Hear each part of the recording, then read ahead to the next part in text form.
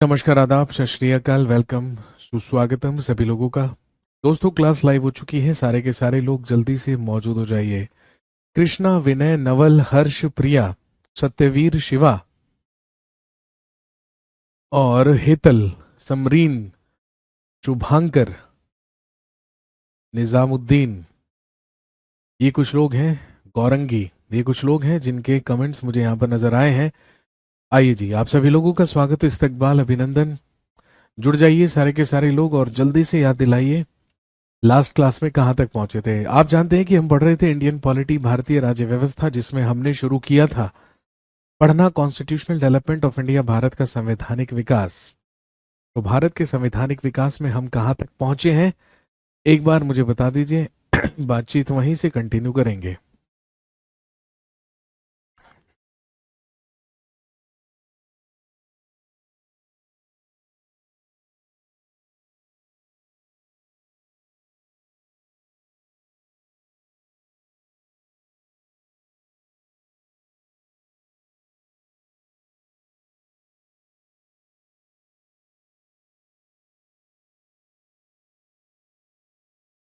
Indian polity, भारतीय राज्य व्यवस्था,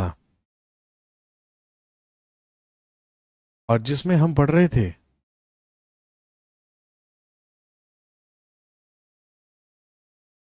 constitutional development of constitutional development of India, यानी कि भारत का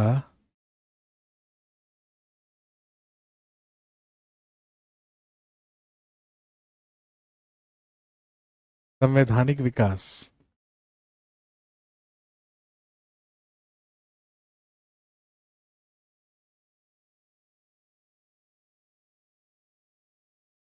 constitutional development of India, Bharat का संवैधानिक विकास।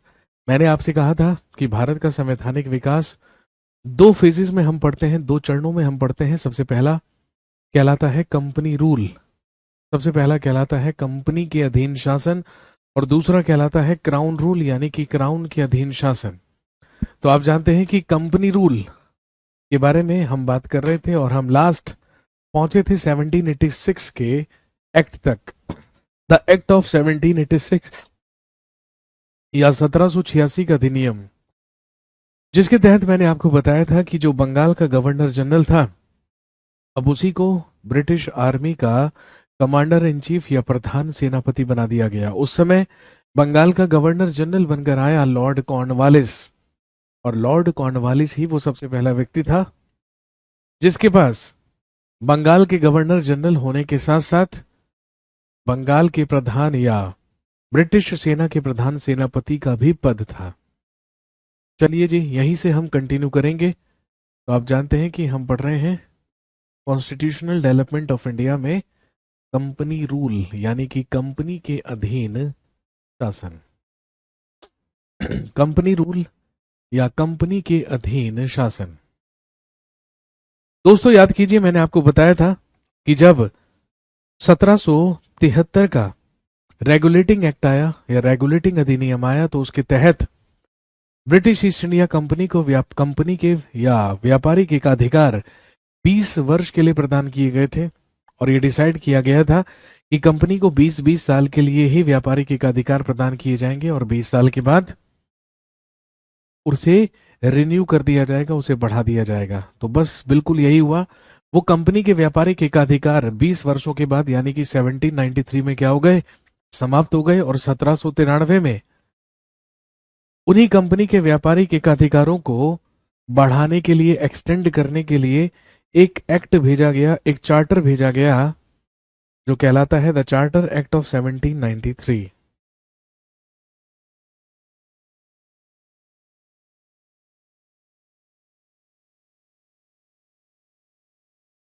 इसके बाद आया 1793 का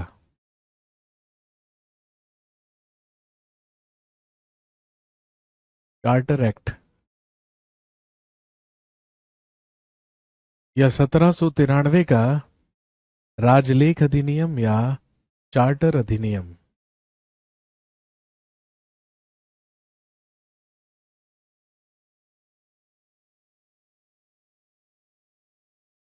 1793 का चार्टर एक्ट या 1793 का चार्टर अधिनियम?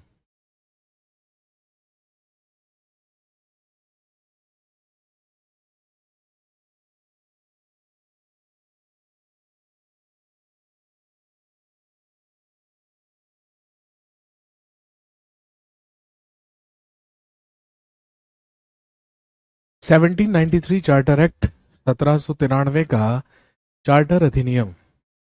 कौन कौन से महत्वपूर्ण काम इसके तहत हुए? सबसे पहला लिखेंगे, the trade monopoly of east India company. The trade monopoly of east India company was extended for another 20 years. लिखेंगे, ईस्ट इंडिया कंपनी के व्यापारिक एकाधिकार, ईस्ट इंडिया कंपनी के व्यापारिक एकाधिकार 20 वर्षों के लिए बढ़ा दिए गए।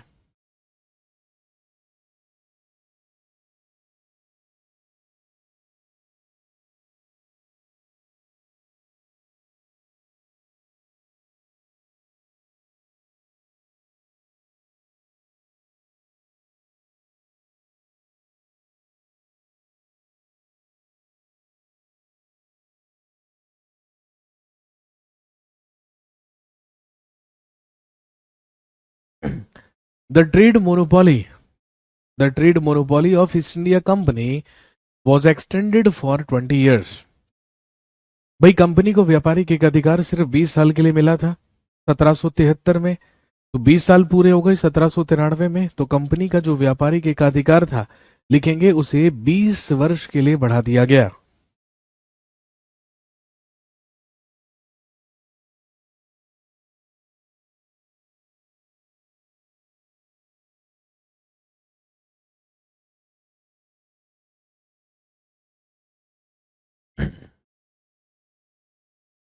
इसके अलावा ध्यान रखेंगे, जो बोर्ड ऑफ कंट्रोल स्थापित किया गया था पिट्स इंडिया एक्ट के तहत, याद कीजिए, हमने पिछली क्लास में मैंने आपको बताया कि जब पिट्स इंडिया एक्ट आया, जब पिट्स इंडिया अधिनियम आया, तो उसके तहत इंग्लैंड में एक बोर्ड ऑफ कंट्रोल की स्थापना की गई थी, जिसमें 6 मेंबर्स हुआ करते थे। वो जो बोर्ड ऑफ कंट्रोल के 6 मेंबर्स हुआ करते थे, उनकी जो वेतन भत्ते हुआ करते थे, उनकी जो सैलरीज अलाउंसेस हुआ करती थी, वो इंग्लैंड से ही दी जाती थी। लेकिन 1793 में पहली बार ये डिसाइड किया गया कि अब उनके वेतन और भत्ते भारतीय राजस्व से ही दिए जाएंगे। तो लिखेंगे, the salaries and allowances of members of board of control. लिखेंगे, the salaries and allowances of members of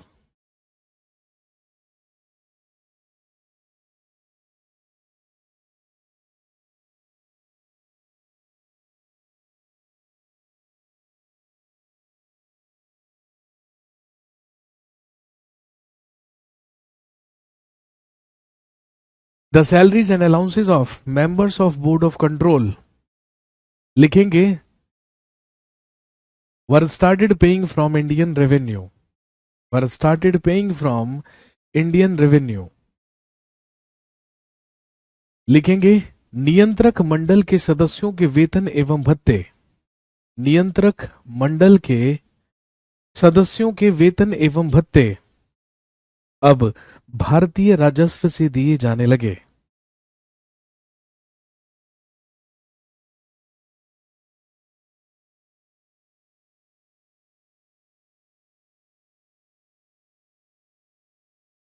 नियंत्रक मंडल के सदस्यों के वेतन अब भारतीय राजस्व से ही दिए जाने लगे। यह डिसाइड किया गया कि अब उनके वेतन इंग्लैंड से नहीं, बल्कि इंडियन रेवेन्यू से दिए जाएंगे, भारतीय राजस्व से दिए जाएंगे। इसके अलावा 1793 में एक और महत्वपूर्ण काम हुआ, और वो क्या है, आप सब जानते होंगे। लिखेंगे, ऑन 21 अप्रैल 1793, 21 अप्रैल 1793 को, लिखेंगे, ICS was founded, that is Indian civil service.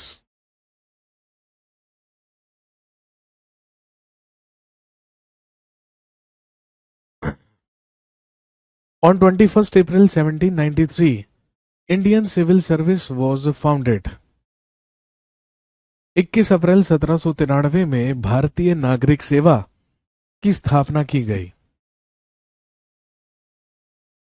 Indian civil service या भारतीय नागरिक सेवा, क्योंकि स्थापना 21 अप्रैल को हुई, इसीलिए ध्यान रखेंगे हर साल 21 अप्रैल को ही सिविल सर्विस डे के रूप में मनाया जाता है।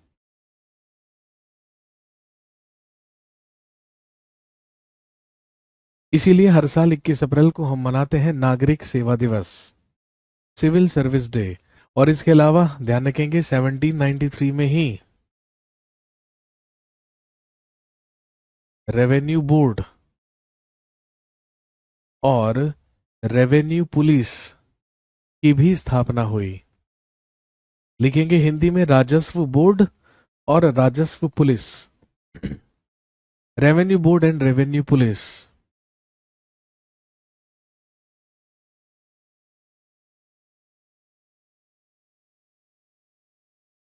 रेवेन्यू बोर्ड और रेवेन्यू पुलिस। आपसे पूछेंगे who is known as father of Indian civil service, भारतीय नागरिक सेवा का जनक किसे कहा जाता है? तो ध्यान रखेंगे इसकी स्थापना लॉर्ड कॉर्नवालिस के द्वारा की गई थी। लॉर्ड कॉर्नवालिस को ही कहा जाता है नागरिक सेवा का जनक, क्योंकि उस समय बंगाल का गवर्नर जनरल ही कौन हुआ करता था? कॉर्नवालिस हुआ करता था। इसी ने स्थापना की थी सिविल सर्विस या नागरिक सेवा की।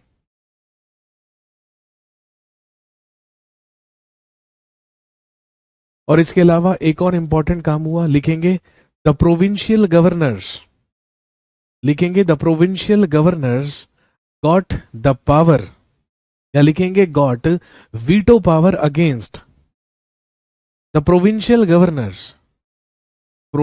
governors got veto power against the decisions of their councils। लिखेंगे प्रांतीय गवर्नर्स, लिखेंगे प्रांतीय गवर्नर्स को,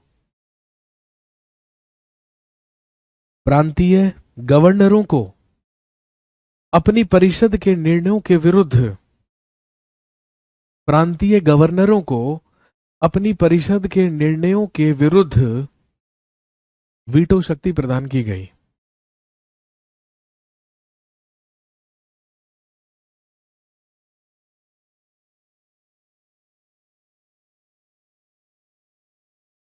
ये सारे के सारे महत्वपूर्ण काम हुए 1793 चार्टर एक्ट के तहत। लेकिन आप जानते हैं कंपनी के व्यापारिक एकाधिकार 20 साल के लिए बढ़ाए गए थे, तो 20 साल समाप्त हुए 1813 में, और इसके बाद अगला चार्टर पारित होकर आया, लिखेंगे 1813 का चार्टर एक्ट, 1813 ईस्वी का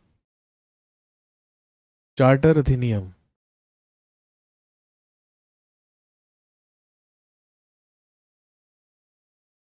इसके बाद आया द चार्टर एक्ट ऑफ 1813, 1813 ईस्वी का चार्टर अधिनियम।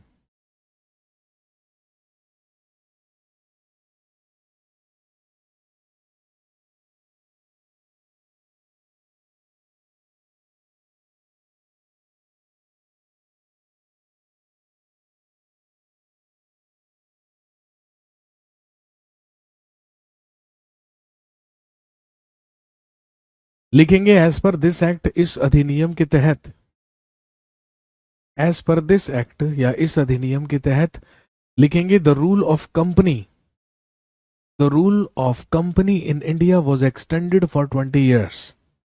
भारत में कंपनी के शासन को 20 वर्ष के लिए बढ़ा दिया गया। The rule of company in India, the rule of company in India was extended for 20 years. लिखेंगे भारत में कंपनी के शासन को 20 वर्ष के लिए बढ़ा दिया गया। लिखेंगे but the trade monopoly of east India company, but the trade monopoly of east India company was abolished, but the trade monopoly of east India company was abolished. लिखेंगे लेकिन कंपनी के व्यापारिक एकाधिकार को समाप्त कर दिया गया।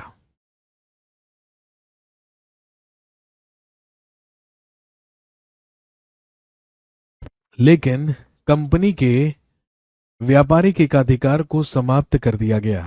कहने का मतलब, जो भारतीय क्षेत्रों पर कंपनी का अधिकार था, कंपनी का शासन था, उसे तो 20 साल के लिए बढ़ा दिया गया, लेकिन जो ट्रेड मोनोपोली सिर्फ ईस्ट इंडिया कंपनी के पास थी, अब उसे समाप्त कर दिया गया। कहने का मतलब, अब ब्रिटेन के लिए गेटवे ओपन कर दिया गया, द्वार खोल दिया गया कि ब्रिटेन से कोई भी आकर भारत में व्यापार कर सकता है। अभी तक ये अधिकार केवल और केवल किसके पास था? ब्रिटिश ईस्ट इंडिया कंपनी के पास। लेकिन ध्यान रखेंगे, ब्रिटिश ईस्ट इंडिया कंपनी के व्यापारिक एकाधिकार समाप्त कर दिए गए, लेकिन केवल दो अधिकारों को छोड़कर, एक्सेप्ट टू ट्रेड राइट्स। कहने का मतलब, दो व्यापारिक एकाधिकार ऐसे थे या दो व्यापार ऐसे थे जिन पर अधिकार अभी भी ईस्ट इंडिया कंपनी का बना रहेगा, बाकी सब पर एकाधिकार समाप्त कर दिया गया। और जिन पर नहीं किया गया वो कौन कौन से थे? ट्रेड ऑफ टी, यानी कि चाय का व्यापार, और दूसरा trade with China,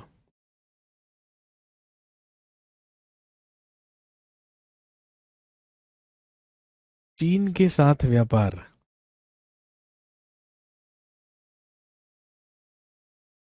trade off T या चाय का व्यापार, और ट्रेड विद चाइना, चीन के साथ व्यापार। ये दो एकाधिकार ईस्ट इंडिया कंपनी के पास बने रहे, बाकी सारे के सारे व्यापारिक एकाधिकारों को समाप्त कर दिया गया।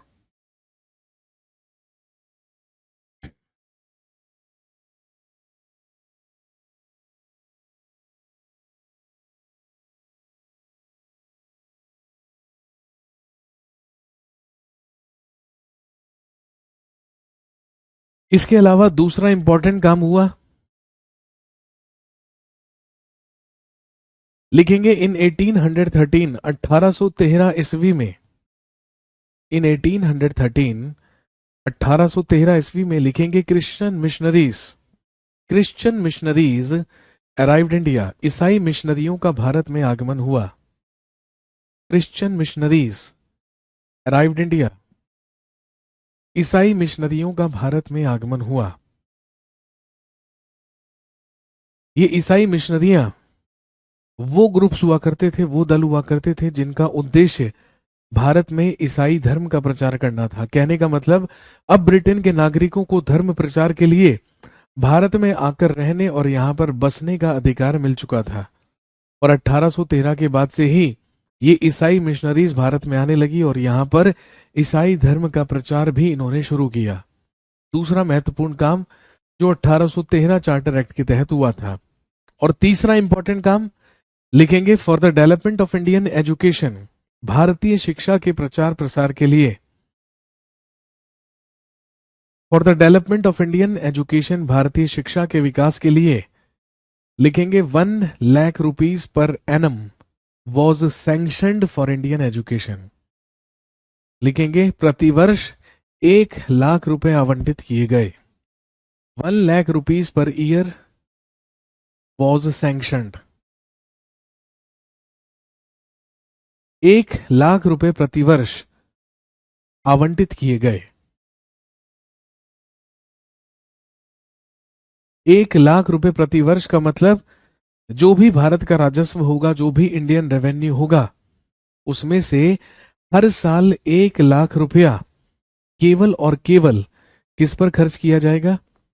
शिक्षा के विकास पर, या भारतीय शिक्षा पर खर्च किया जाएगा, इंडियन एजुकेशन पर। ये सारे के सारे वो प्रोविजंस थे जो 1813 के चार्टर एक्ट के तहत किए गए।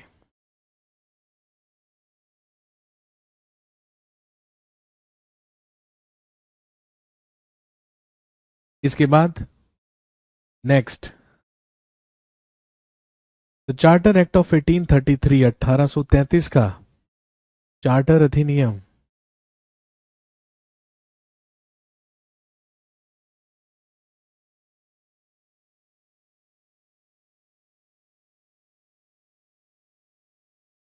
Eighteen thirty three charter act या 1833 का चार्टर अधिनियम।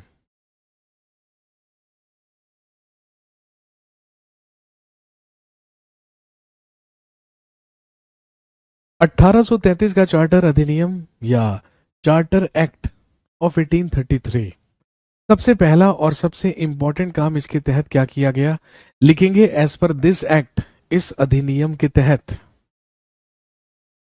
एज पर दिस एक्ट या इस अधिनियम के तहत, लिखेंगे the entire trade monopoly of east India company was abolished, company के सभी व्यापारिक एकाधिकारों को पूर्ण रूप से समाप्त कर दिया गया।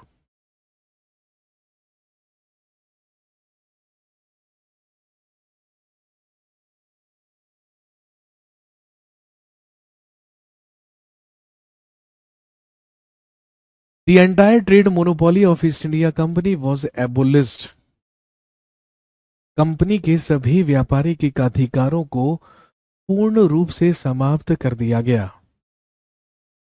कहने का मतलब, जो चाय का व्यापार और चीन के साथ व्यापार का एकाधिकार अभी कंपनी के पास रखा गया था, उसे भी क्या कर दिया गया, समाप्त कर दिया गया। उसे भी समाप्त कर दिया गया, उसे भी एबोलिश कर दिया गया। दूसरा इंपॉर्टेंट काम, लिखेंगे एज पर दिस एक्ट, इस अधिनियम के तहत, the administration of east India company, the administration of east India company was centralised, लिखेंगे ईस्ट इंडिया कंपनी के प्रशासन का केंद्रीयकरण कर दिया गया। The administration of east India company was centralised, east India company के प्रशासन का केंद्रीयकरण कर दिया गया। केंद्रीयकरण का मतलब, अब सारी की सारी जो शक्तियां थी वो केंद्रित कर दी गई, वो सेंट्रलाइज कर दी गई। कहने का मतलब, वो सारा का सारा जो अधिकार था, वो सारी की सारी जो पावर थी, वो किसी दे दी गई, बंगाल के गवर्नर जनरल को। कहने का मतलब, अभी तक जिसे कहा जाता था गवर्नर जनरल ऑफ बंगाल, लिखेंगे governor general of Bengal now became governor general of India, लिखेंगे बंगाल के गवर्नर जनरल को अब पूरे भारत का गवर्नर जनरल कहा जाने लगा। बंगाल के गवर्नर जनरल को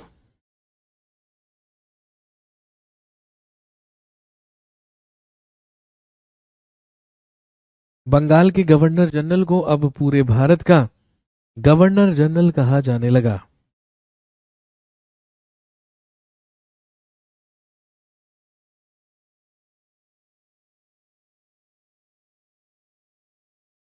तो यदि आपसे पूछे who was last governor general of Bengal, या आपसे पूछे who was first governor general of India, तो ध्यान रखेंगे he was Lord William Bentinck.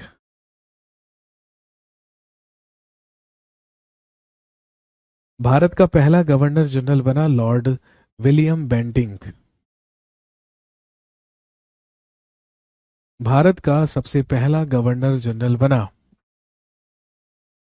Lord William Bentinck.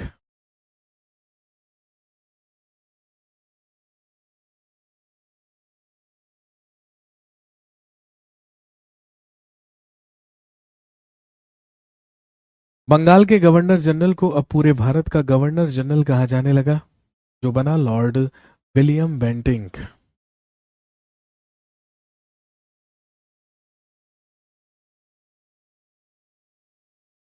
इसके अलावा अगला महत्वपूर्ण काम, लिखेंगे as per this act a law commission was established, लिखेंगे इसी अधिनियम के तहत एक विधि आयोग का गठन किया गया। अ लॉ कमीशन वॉज एस्टैब्लिश्ड, या एक विधि आयोग का गठन किया गया।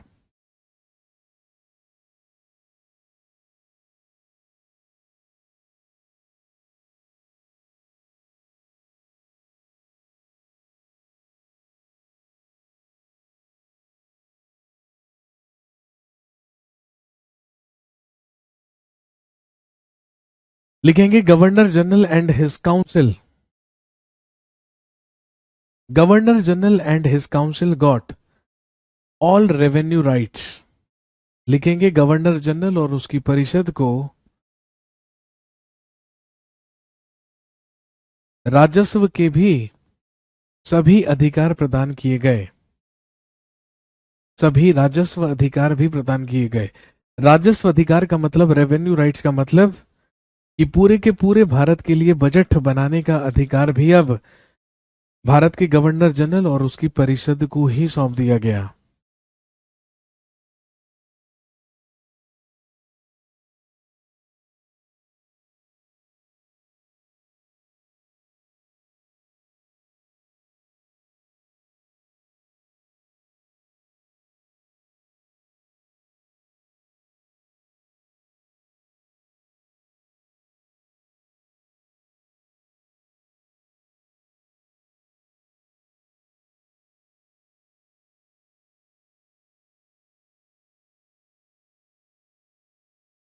इसके अलावा लिखेंगे लॉर्ड विलियम बेंटिंक।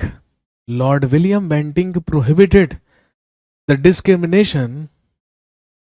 लिखेंगे Lord William Bentinck prohibited the discrimination on the basis of religion, caste, race, sex and birth place.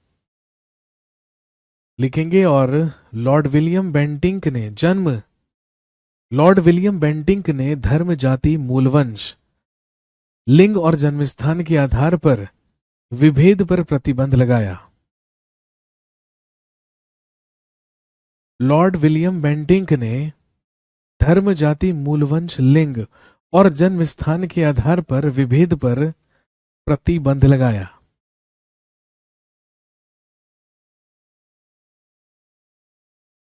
और पूरे के पूरे देश में समानता लागू करने के भी आदेश दिए। और यही कारण है कि इसी आदेश के अनुसार ही, या इसी आदेश पर ही ठीक 10 साल के बाद 1843 ईस्वी में भारत से स्लेवरी या दास प्रथा को क्या कर दिया गया था? समाप्त कर दिया गया था। उसे पूर्ण रूप से प्रतिबंधित कर दिया गया था।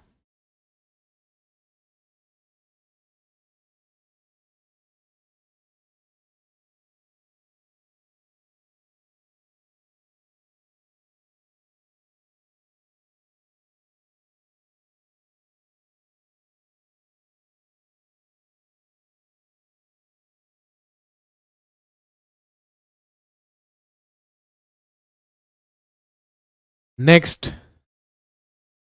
इसके बाद 20 साल के बाद अगला चार्टर आया। लिखेंगे द चार्टर एक्ट ऑफ 1853। 1853 का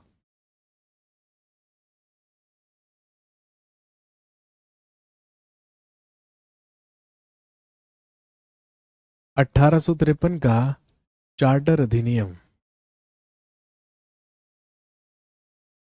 the charter act of 1853। What is law commission? अरे मेरे भाई, देखो, भारत में ब्रिटिश नागरिकों की संख्या बढ़ रही थी, ठीक है ना। इसीलिए ब्रिटिश कानूनों के अनुरूप ही भारतीयों को ढालने के लिए एक लॉ कमीशन, एक विधि आयोग का गठन किया गया था, जिसका काम था भारत के लिए एक कानूनों की संहिता तैयार करना, एक विधि संहिता तैयार करना। और आप जानते हैं ना भाई, भारतीय दंड संहिता, Indian penal code, CRPC, IPC, ये सारी की सारी क्या है? कानून संहिताएं हैं जो अंग्रेजों के ही द्वारा क्या की गई हैं? डेवलप की गई हैं। उसी के लिए लॉ कमीशन या विधि आयोग का गठन किया गया था। इसके बाद आया 1853 चार्टर एक्ट, 1853 का चार्टर अधिनियम।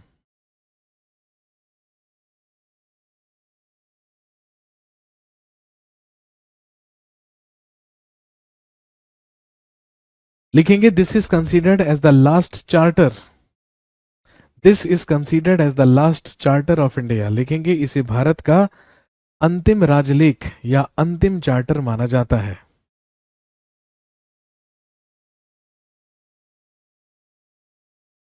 This is considered as the last charter of India, इसे भारत का अंतिम चार्टर या अंतिम राजलेख कहा जाता है।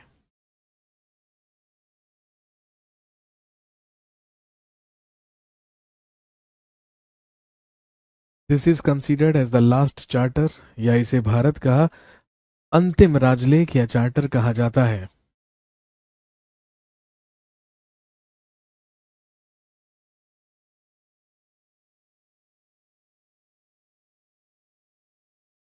सबसे पहला काम इसके तहत हुआ, यहां पर किसी ने पूछा भी था, जब मैंने आपको बताया कि 1793 में सिविल सर्विसेज या नागरिक सेवा की स्थापना हुई, तो यहां पर किसी ने मुझसे पूछा था कि सर नागरिक सेवा की परीक्षाएं कब से शुरू हुई।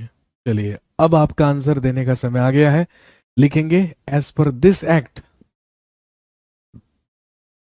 इसी अधिनियम के तहत, लिखेंगे इन 1853, इसी अधिनियम के तहत 1853 में written examination for ICS, written examinations for ICS were started, लिखेंगे नागरिक सेवाओं के लिए लिखित परीक्षाओं की शुरुआत की गई। तो आपको आपके क्वेश्चन का आंसर अब मिल गया मेरे भाई। नागरिक सेवा परीक्षाओं की शुरुआत हुई थी 1853 से 1853 से। Written examinations for civil services were started, नागरिक सेवाओं के लिए लिखित परीक्षाओं की शुरुआत की गई। और ये करवाने वाला कौन था? तो लिख लीजिएगा लॉर्ड डलहौजी। 1853 में भारत का गवर्नर जनरल लॉर्ड डलहौजी हुआ करता था, और लॉर्ड डलहौजी के ही द्वारा, लॉर्ड डलहौजी के ही द्वारा भारतीय नागरिक सेवा परीक्षाओं की शुरुआत की गई थी।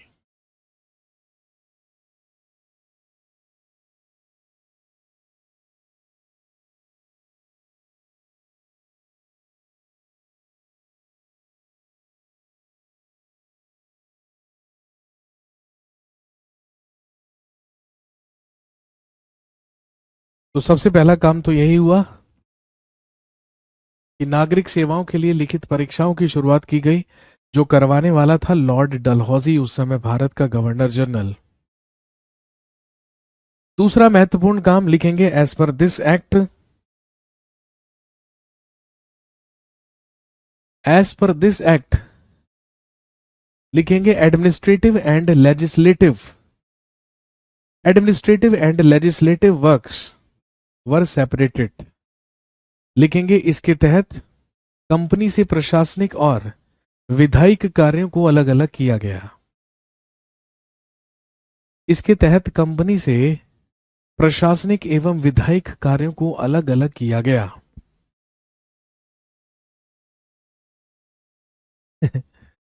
सर भारत के राजा कहां गए जो नियम बना रहे थे? अरे मेरे भाई, हम पहुंच चुके हैं 1853 तक, 1833 तक। तो आप जानते होंगे तब तक तो लगभग पूरे के पूरे भारत पर अधिकार कर चुके थे अंग्रेज।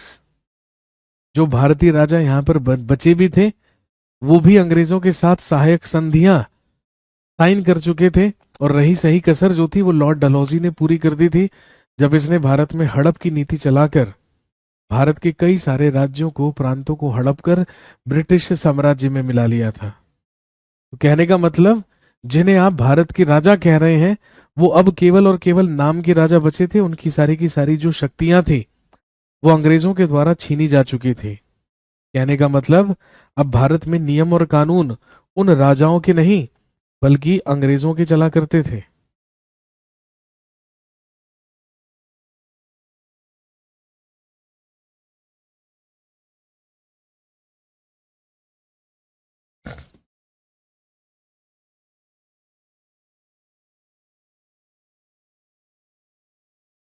सर मेरा सीजीएल मेंस का एग्जाम बहुत अच्छा गया, सिर्फ आपकी वजह से। अरे भाई मेरी वजह से नहीं, आपकी अपनी वजह से। आपके एग्जाम को अच्छा करने वाला मैं कौन होता हूं? हमारा काम है केवल आपको मार्गदर्शन देने का, आपको केवल गाइड करने का। भाई हम तो आपको सिर्फ यही सिखा सकते हैं कि तलवारबाजी करनी कैसे है। युद्ध में रणभूमि में जाकर तलवारबाजी प्रैक्टिकली करनी तो आप ही को है। कोच तो सिर्फ ये सिखा सकता है कि बल्लेबाजी और गेंदबाजी कैसे करते हैं, लेकिन मैदान पे उतरकर बल्लेबाजी और गेंदबाजी करने का तो प्रैक्टिकली काम खिलाड़ियों का ही है। तो मेरे भाई, हम लोगों का सिर्फ और सिर्फ मार्गदर्शन हो सकता है, लेकिन वजह तो आप खुद हैं। वजह तो आपके एफर्ट्स हैं, आपकी मेहनत है, और वही हमेशा रहेगी। सर एक्ट्स आए कहां से थे? ब्रिटिश पार्लियामेंट से, ब्रिटेन की संसद से।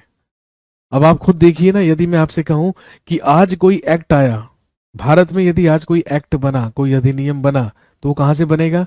आप कहेंगे सर संसद से, पार्लियामेंट से।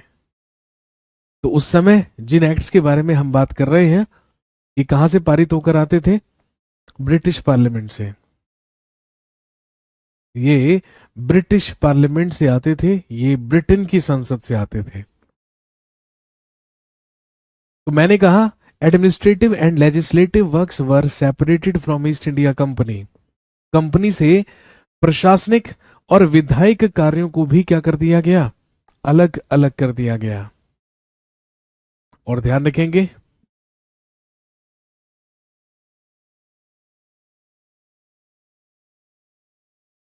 जो ईस्ट इंडिया कंपनी का प्रशासन था, जो ईस्ट इंडिया कंपनी का प्रशासन था, एडमिनिस्ट्रेशन था,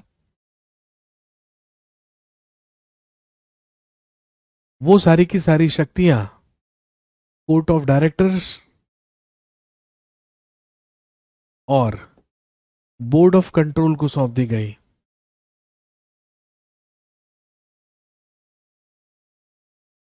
लेकिन लेजिस्लेचर,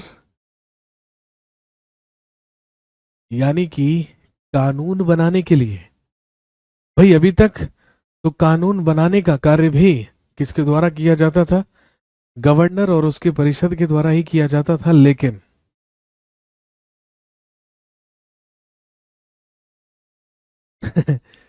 सर मेरे घर वाले भगा देंगे अगर सीजीएल का पेपर अच्छा नहीं हुआ। अरे क्यों नहीं होगा अच्छा भाई, बिल्कुल अच्छा होगा, टेंशन मत लीजिए।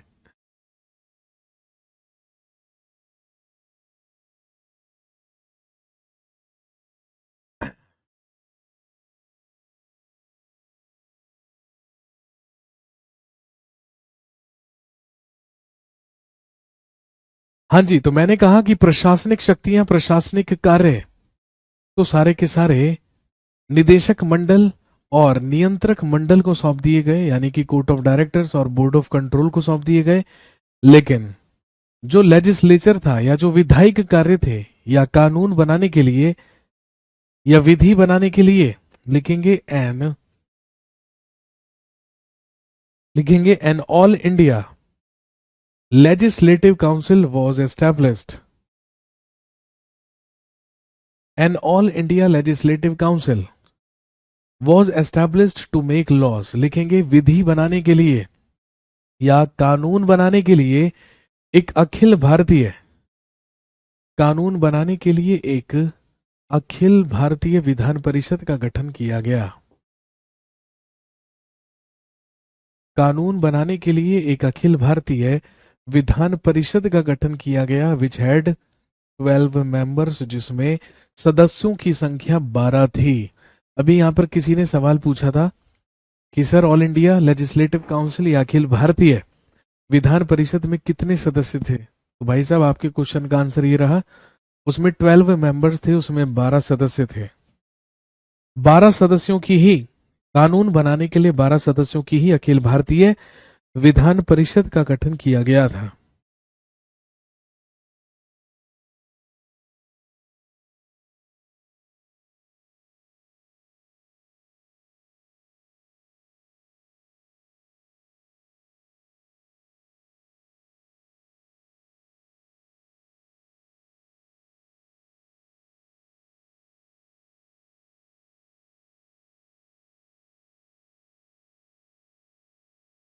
और इसके अलावा एक और महत्वपूर्ण काम हुआ और वो ये था, लिखेंगे एज पर दिस एक्ट, इस अधिनियम के तहत,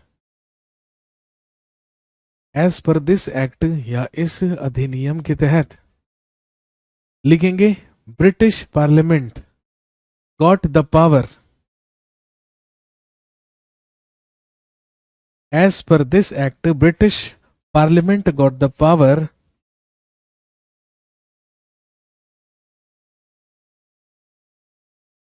to abolish, as per this act British parliament got the power to abolish company's rule from India. लिखेंगे इस अधिनियम के तहत ब्रिटिश संसद को,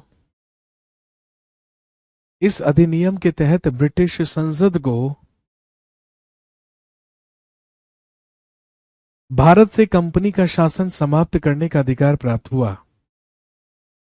इस अधिनियम के तहत ब्रिटिश संसद को भारत से कंपनी का शासन समाप्त करने का अधिकार प्राप्त हुआ।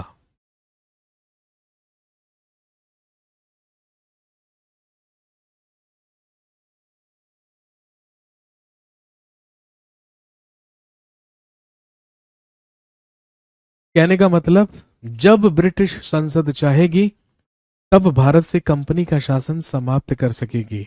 याद कीजिए, पिछली क्लास में मैंने आपको बताया कोर्ट ऑफ डायरेक्टर्स में 24 मेंबर्स हुआ करते थे और बोर्ड ऑफ कंट्रोल में 6 मेंबर्स।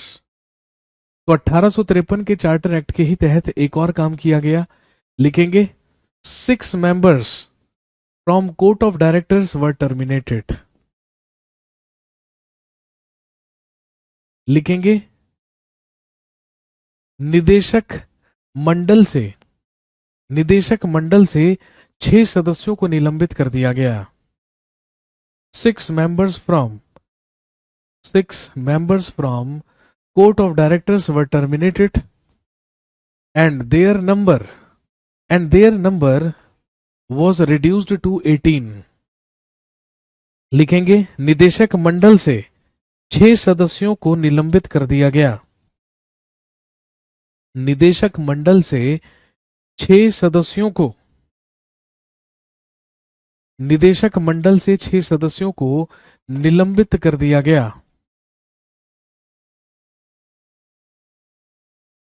लिखेंगे और इनकी संख्या को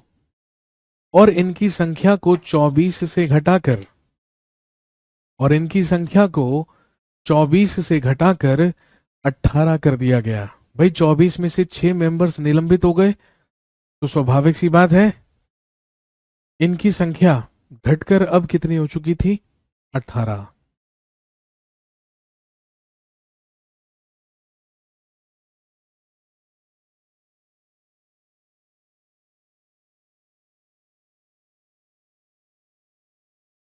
इनकी संख्या को अब घटाकर कर दिया गया 18। 6 मेंबर्स हुए टर्मिनेट और बचे कुल 18 सदस्य, 18 मेंबर्स।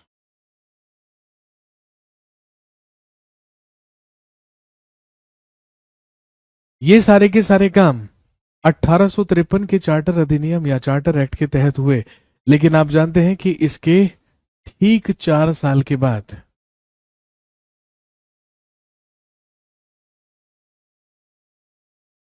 एक अति महत्वपूर्ण घटना घटित हुई। रिवोल्ट ऑफ 1857, 1857 का विद्रोह। 1853 के चार्टर एक्ट आने के ठीक 4 साल के बाद भारतीयों ने मिलकर अंग्रेजों के खिलाफ एक विद्रोह कर दिया, अंग्रेजों के खिलाफ एक क्रांति कर दी, जिसे हम द ग्रेट रिबेलियन ऑफ 1857 या द रिवोल्ट ऑफ 1857 के नाम से जानते हैं। जब 1857 का विद्रोह हुआ तो आप जानते हैं इस क्रांति की शुरुआत 10 मई 1857 को मेरठ से हुई और 1857 की क्रांति का नेता, लीडर ही किसे बना दिया गया? The last Mughal emperor, Bharat के अंतिम मुगल बादशाह बहादुर शाह जफर को। और जब बहादुर शाह जफर को इस विद्रोह का नेता बना दिया गया तो आप जानते हैं कि बहादुर शाह जफर को अंग्रेजों के द्वारा गिरफ्तार कर लिया गया, अंग्रेजों के द्वारा अरेस्ट कर लिया गया और गिरफ्तार करके उसे बर्मा के रंगून भेज दिया गया और बर्मा के रंगून जाकर ही 1862 में बहादुर शाह जफर की वहां पर डेथ हो गई और यहां पर उसके सभी उत्तराधिकारियों की हत्या करवाकर अंग्रेजों ने यह औपचारिक घोषणा कर दी कि अब भारत में ईस्ट इंडिया कंपनी का प्रशासन नहीं बल्कि महारानी विक्टोरिया का शासन चलेगा। अब यहां पर ईस्ट इंडिया कंपनी का प्रशासन नहीं बल्कि महारानी विक्टोरिया का शासन चलेगा। अब महारानी विक्टोरिया ही भारत की सम्राज्ञी होंगी, एम्प्रेस होंगी और इस बात की औपचारिक घोषणा कर दी गई। और दोस्तों 1857 की क्रांति के बाद ही शुरुआत हुई इसकी, हेडिंग डाल लीजिए क्राउन रूल। इसी के बाद शुरू होता है क्राउन के अधीन शासन।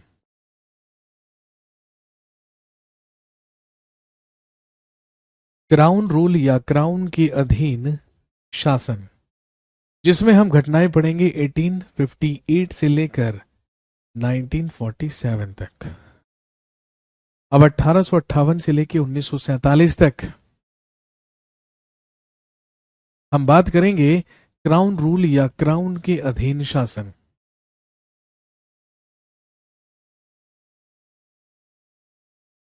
तो दोस्तों यहां पर समाप्त होता है कंपनी रूल, कंपनी के अधीन शासन। तो चलिए आज की कहानी को यहीं तक रखते हैं, क्योंकि आप जानते हैं कि अभी एक क्लास और है मेरी, क्योंकि हमें एक दिन में 2 बार मिलना होता है। इसलिए मैं कोशिश करता हूं कि आपको बहुत ज्यादा ना पढ़ाया जाए, क्योंकि जब आप सेल्फ स्टडी करेंगे, जब आप इससे रिलेटेड क्वेश्चंस की प्रैक्टिस करेंगे तो उसमें भी आपको काफी टाइम लगेगा। तो हमारा उद्देश्य यही होता है कि आपको एक दिन में इतना ही कंटेंट दिया जाए ताकि आप उसका अच्छे से रिवीजन भी कर लें और फिर सेल्फ स्टडी में उसके क्वेश्चंस की प्रैक्टिस भी कर लें। क्योंकि आप जानते हैं कि स्वाभाविक सी बात है कि आप एक दिन में बहुत सारी क्लासेस करते होंगे, बहुत सारे सब्जेक्ट्स कवर करते होंगे। तो मैं नहीं चाहता हूं कि इतना सारा आपको करा दिया जाए कि आप उसका रिवीजन सेम डे ना कर पाए। क्राउन क्या है? क्राउन का मतलब होता है ताज।